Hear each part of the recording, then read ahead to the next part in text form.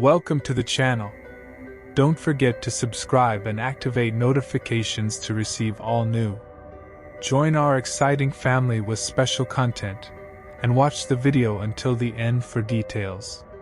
Thank you for being with us. It was one of those rare days where I had absolutely nothing planned. The weather outside was miserable cold, wet, and dreary. Rain had been drizzling on and off all day, creating a gloomy atmosphere that made stepping outside the last thing I wanted to do. Instead, I stayed in, spending most of my time playing video games and relaxing. Life felt normal, predictable even. Around 5 p.m., though, the rain began to pick up intensity. Distant rumbles of thunder echoed faintly, and flashes of lightning occasionally lit up the gray sky. The storm seemed to be closing in. I decided to cook myself a simple dinner, something warm to combat the chill creeping through the house. Afterward, I settled onto the couch with a horror movie queued up. With the storm raging outside, it felt like the perfect setup for a cozy yet eerie evening. I turned off all the lights, letting the flickering glow of the TV illuminate the room. For the next 2 hours, I was completely absorbed in the film, jumping at every scare while the storm provided its own unsettling soundtrack. By the time the credits rolled, the weather had worsened significantly. Lightning strikes were now frequent and blinding, illuminating the living room in brief bursts of white light. The rain hammered against the windows, relentless and heavy. It was nearing 10 p.m. when I finally paused to stretch my legs and grab a glass of water. As I turned back toward the hallway, something caught my attention, a fleeting movement reflected on the wall. It was quick, almost imperceptible, like a shadow darting across the surface. My heart skipped a beat as I froze in place, staring at the empty corridor. Was it just my imagination? I hesitated for a moment before walking over to investigate. Nothing. The hallway was completely deserted. Maybe it was the lingering effect of the horror movie messing with my mind, or perhaps it was the interplay of lightning casting strange shapes on the walls. Whatever it was, I shook it off and tried not to dwell on it. I refilled my glass and peeked out the window. Outside, the storm showed no signs of calming down. The trees swayed violently, their branches clawing at the dark sky, and the streets were beginning to flood. Storms like this didn't happen often in our small town, so despite the chaos, there was a strange beauty to it. Back on the couch, I opened YouTube, scrolling aimlessly through videos to help me wind down. My thoughts drifted as I half-watched random clips, my mind growing increasingly foggy. But then, without warning, I saw it again, a shadow flitting across the wall behind the TV. This time, it wasn't just a fleeting glimpse. It looked deliberate, as if someone or something had peeked around the corner for a split second before retreating. My body jolted upright, and I spun around to face the entrance of the living room. Empty. There was no one there. I stood up, my pulse racing, and walked over to check the area more thoroughly. Still nothing. I couldn't explain what I'd seen, but the unease in my chest grew heavier with each passing second. Was I losing my mind? Sleep deprivation? Or was something else going on? Despite the gnawing sense of dread, I convinced myself it was nothing. Probably just the stress of the storm and the lingering adrenaline from the movie. I forced myself to stay calm and returned to the couch, trying to distract myself with another video. But after 15 minutes of restless fidgeting, I decided it was time to call it a night, even though I wasn't remotely tired. I headed upstairs, hoping a shower might help me relax enough to sleep. The hot water cascaded over me as I closed my eyes and let out a deep breath. For a few minutes, I felt the tension melting away. Then, suddenly, a deafening thud reverberated through the house. It was sharp, violent, and unmistakably close. My entire body tensed as I quickly shut off the water and scrambled to dry off and get dressed. The noise had been so loud that it left an oppressive silence in its wake. No creaks, no rustling, no sound of rain hitting the roof. It was as if the house itself was holding its breath. Heart pounding, I cautiously stepped out of the bathroom and into the hallway. The dim light from the storm outside seeped through the windows, casting long, distorted shadows along the walls. I descended the stairs slowly, each step creaking under my weight. When I reached the living room, everything appeared undisturbed. But as I entered the kitchen, I stopped dead in my tracks. The back door was barely hanging on by its top hinge, the rest of it splintered and torn apart. Shards of wood littered the floor beneath it, and the other hinges were ripped clean out of the frame. Whoever or whatever had done this had clearly exited with force, slamming the door so hard that it shattered the hinges. Panic surged through me as I realized they must have been inside the house the entire time. Every shadow I'd seen earlier, the ones I'd dismissed as tricks of the light or products of my overactive imagination, could have been them, watching me, moving whenever I looked away. I ran upstairs, locked myself in the bathroom, and dialed 911. As I waited for the police to arrive, my mind raced with terrifying possibilities. Had they left already? Were they still lurking somewhere in the house? When the officers finally arrived, they searched the entire property but found no trace of anyone. What struck them as odd, however, was the state of the door. It hadn't been broken into from the outside, it had been torn open from the inside. Whoever had been in my home had left in a fit of anger or frustration, destroying the door in the process. To this day, I have no idea how long they were there or what they were doing while I went about my evening, blissfully unaware. The thought that someone could invade my space so easily and leave such destruction in their wake has haunted me ever since. I haven't slept well in this house since that night. Every shadow, every creak of the floorboards feels heavier now, like a reminder that I'm never truly alone.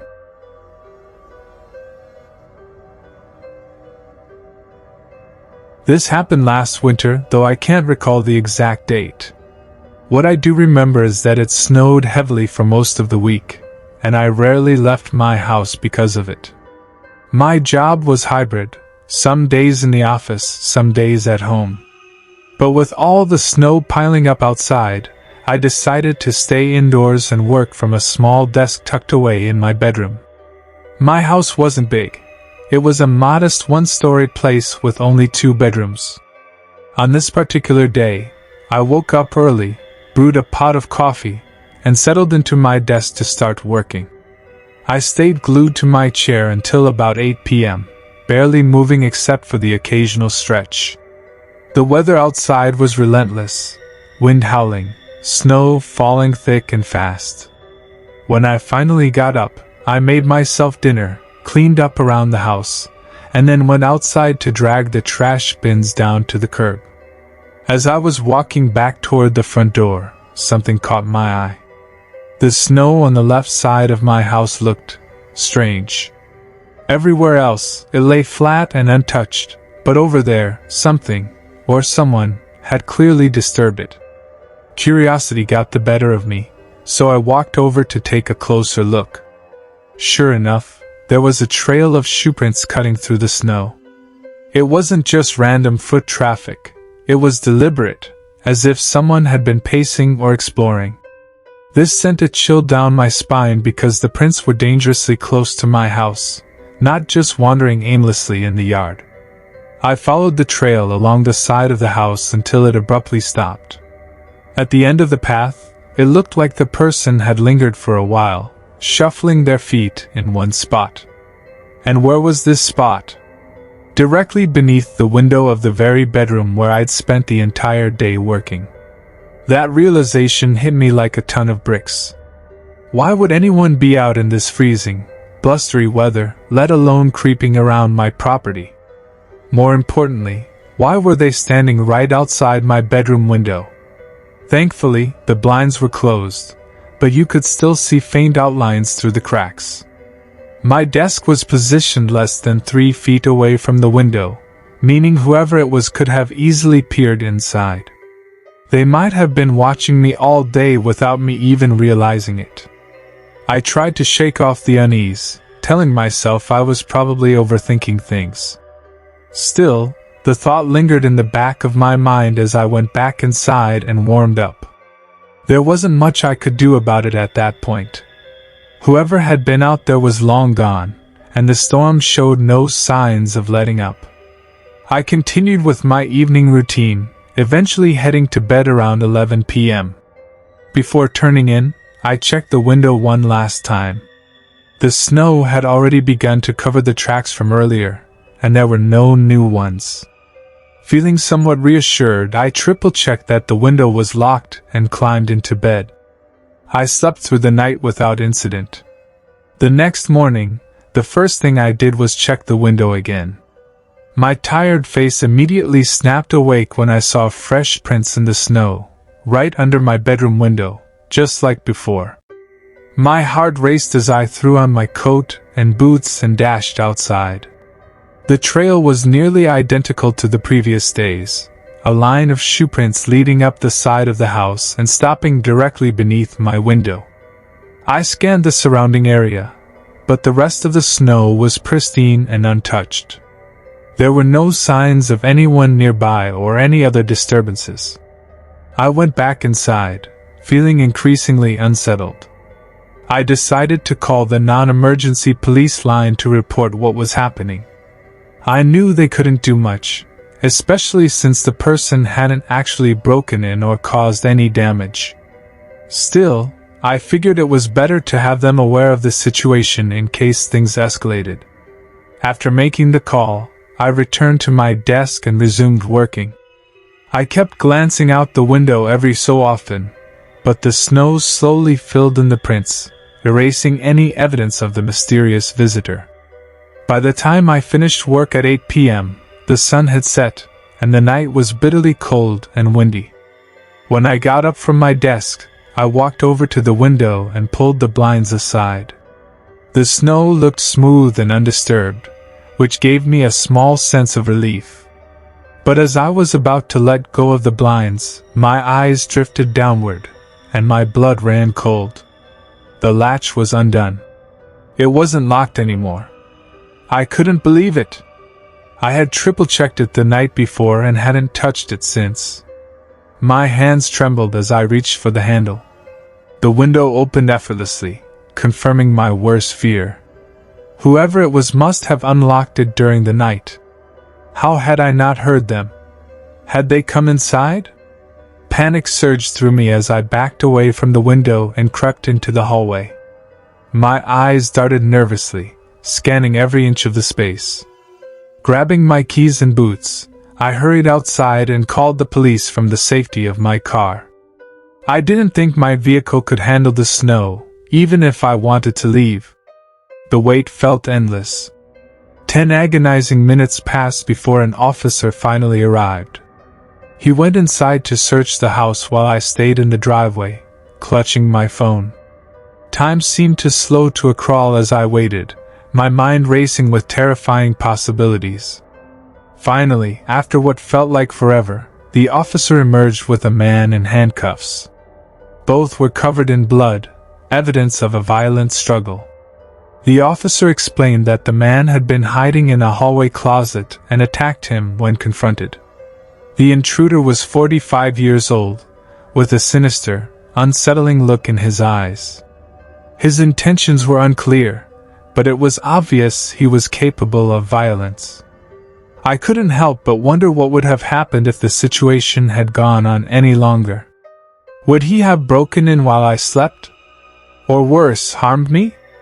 The thought sent shivers down my spine. Since that day, I haven't felt safe in my own home.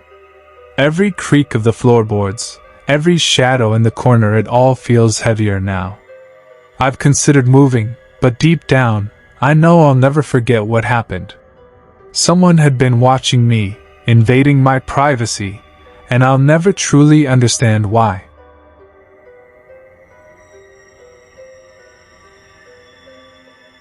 During spring break, I decided to visit my parents. Since the city I was traveling to was small and Airbnb rentals were affordable, this was my first time trying one out. After a 2-day drive, I arrived just as the sun had dipped below the horizon. The journey had been long and tiring, and I was eager to finally settle in. As I pulled into the driveway of the Airbnb, I stepped out of the car and began unloading my belongings. That's when I took a moment to glance around at the neighborhood. Something about it immediately felt off. The area was eerily quiet, almost unnaturally so. There were no streetlights to illuminate the road, no cars passing by, and no signs of life anywhere. The only house with lights on was the one I was staying in. It wasn't particularly late, just after sunset, but all the neighboring homes were completely dark, save for 1 or 2 faint glimmers in the distance. Maybe this was just how things were in this part of town. Or maybe there was something more to it. I carried my bags inside and began unpacking. My plan for the evening was simple: rest after the long drive and get comfortable in the rental. I made myself some snacks, turned on a movie in the bedroom, and tried to unwind. A couple of hours passed peacefully, and I was starting to feel relaxed. It was probably around 9 or 10 p.m. when I heard a sudden noise outside the room. At first, I thought it might be the wind or the house settling, but then it came again, a sharp, deliberate knock at the front door. I paused the movie and sat up, listening intently. Immediately, I checked my phone, wondering if I'd missed a call or message from the host, but there was nothing. Still, the knocking persisted, growing louder and more insistent. Whoever it was seemed determined to get my attention, so I cautiously walked down the hallway toward the front door. As I approached, I hesitated for a moment, my hand hovering over the doorknob. I wasn't sure what to expect. Finally, I opened the door to find a man in his 30s standing on the porch. He was wearing a black winter hat pulled low over his forehead and a worn red flannel shirt that looked like it had seen better days. His expression was strange, almost confused when he saw me. I greeted him with a polite, "Hi," but he only gave an awkward smile before his face went blank. Mumbling something under his breath that I couldn't quite make out, he turned abruptly and walked away without another word. I stood there, dumbfounded, watching him disappear down the road and into the darkness. Closing the door behind me, I locked it firmly and returned to the bedroom, unsure of what to make of the encounter. The repeated knocking followed by his abrupt departure left me feeling uneasy, but I tried to brush it off as a simple misunderstanding.